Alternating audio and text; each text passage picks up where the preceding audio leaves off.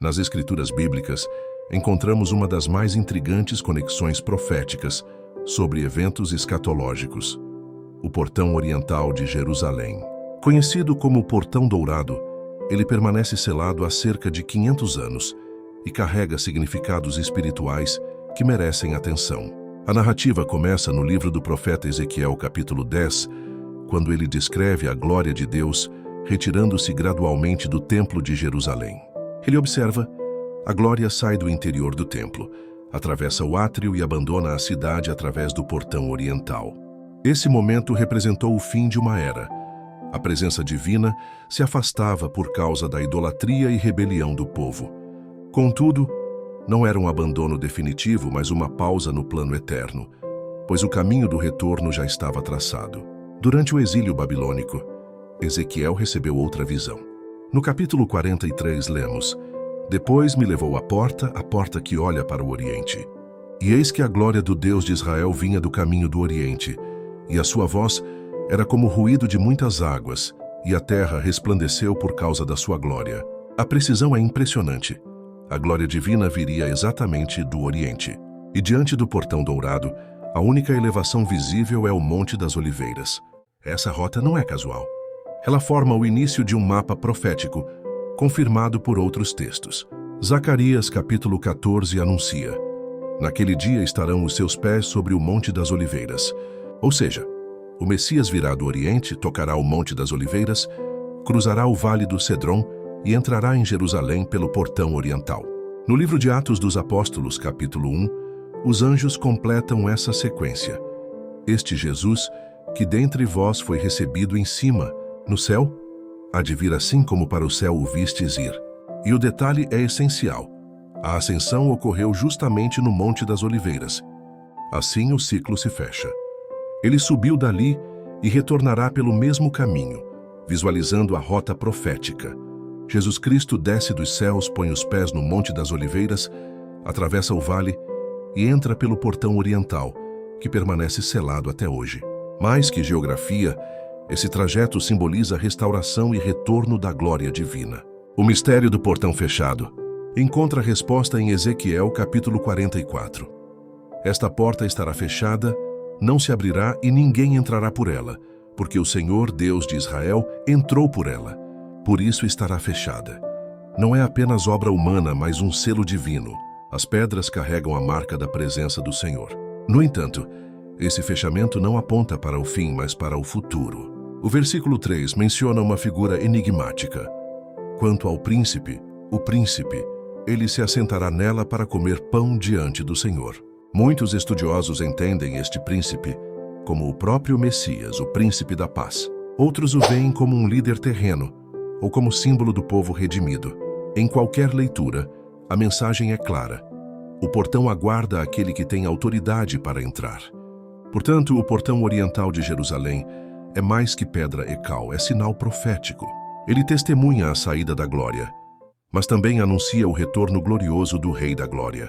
Quando o momento profético chegar, nenhuma pedra, nenhum selo, nenhuma força humana ou espiritual será capaz de impedir a entrada do Rei da Glória. A questão já não é por onde ele virá, mas o que acontecerá quando o portão se abrir de forma sobrenatural. A abertura do portão dourado de Jerusalém representará mais que uma entrada simbólica. Será o rompimento de um silêncio de milênios, o cumprimento de séculos de expectativa profética, o retorno visível da glória divina à terra. Se a glória voltou, é porque o Rei voltou. Esse cenário conecta-se diretamente à visão do apóstolo João no Apocalipse, capítulo 19, versículo 11.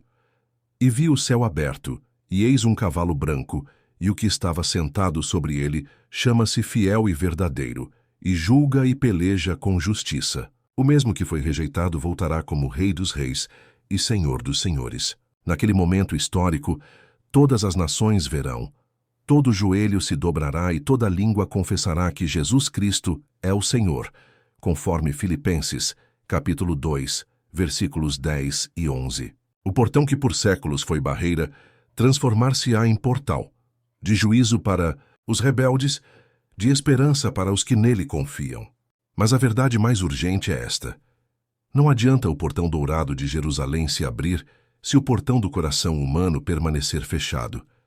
A maior tragédia dos últimos dias não será o juízo sobre as nações, mas o endurecimento dos corações diante de tudo que Deus já revelou em sua palavra. A profecia de Ezequiel não termina no portão.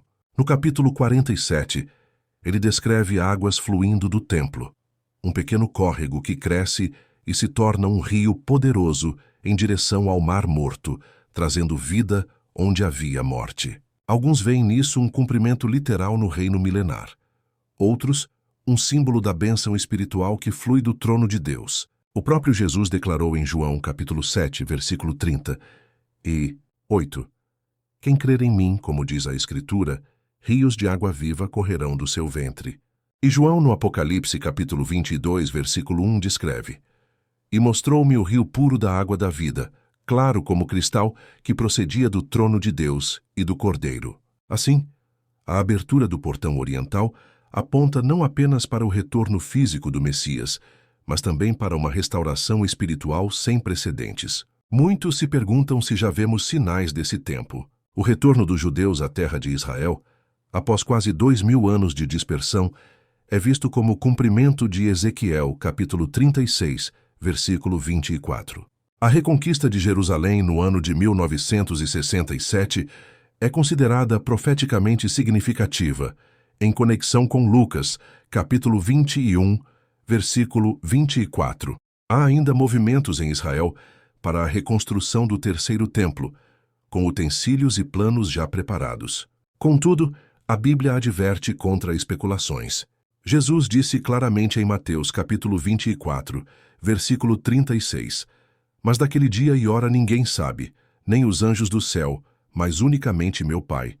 Nossa missão não é calcular datas, mas permanecer preparados, vigilantes, aguardando a bendita esperança citada em Tito, capítulo 2, versículo 13. Ezequiel viu a glória retirando-se por causa da idolatria, viu o portão oriental ser selado, mas também contemplou a promessa de retorno da glória. A pergunta é: você está preparado para recebê-la?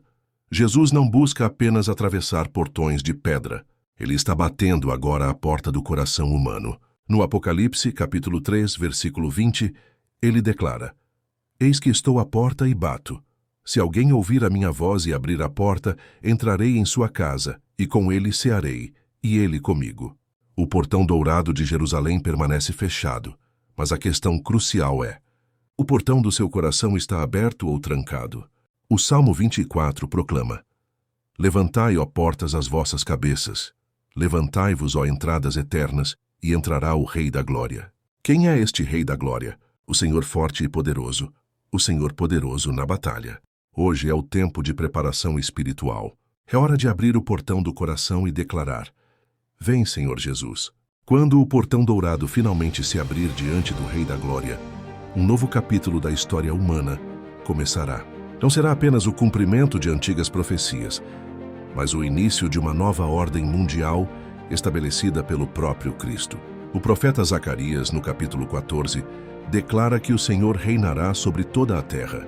Naquele dia não haverá mais divisão entre povos e nações, porque Jerusalém será o centro do governo messiânico. O portão oriental, que permaneceu selado por séculos, tornar-se-á o símbolo da autoridade do rei que governa com justiça. O livro do Apocalipse, no capítulo 20, descreve que o Messias reinará por 1000 anos. Esse período, conhecido como milênio, será tempo de paz, restauração e plenitude espiritual.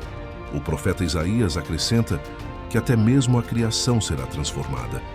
O lobo habitará com o cordeiro e a terra se encherá do conhecimento do Senhor, como as águas cobrem o mar. O portão oriental, nesse contexto, não será apenas passagem física, mas memorial eterno de que a glória de Deus voltou a habitar entre os homens. Ali estará a lembrança de que nenhuma muralha, nenhum exército e nenhum decreto humano puderam impedir a entrada do Rei dos Reis. Contudo, a Bíblia também afirma que após esse período de paz, haverá novamente uma rebelião das nações. O inimigo será solto por pouco tempo e enganará multidões, mas o destino dele já está selado. Será lançado para sempre no lago de fogo, e Cristo entregará o reino ao Pai, estabelecendo a eternidade gloriosa. Neste ponto, o portão oriental já não será apenas símbolo de esperança futura, mas marco de uma vitória consumada. Pois o que era selado como promessa se abrirá como certeza eterna. E a pergunta permanece: estamos vivendo como cidadãos desse reino que se aproxima? Jesus advertiu em Mateus capítulo 25 sobre as 10 virgens, 5 prudentes que mantiveram suas lâmpadas acesas e 5 imprudentes que foram surpreendidas pela chegada do noivo. A diferença entre elas não estava no convite, mas na preparação. Da mesma forma, todos ouviremos o chamado do rei que atravessará o portão oriental. Mas somente aqueles que mantêm suas lâmpadas acesas, corações vigilantes e fé firme, estarão prontos para reinar com ele. O portão dourado de Jerusalém aponta para um futuro glorioso, mas também para uma responsabilidade presente. Se Cristo vai reinar por 1000 anos sobre a terra, ele já deseja reinar hoje em cada coração. O reino começa dentro de nós, quando reconhecemos sua autoridade e nos rendemos à sua vontade.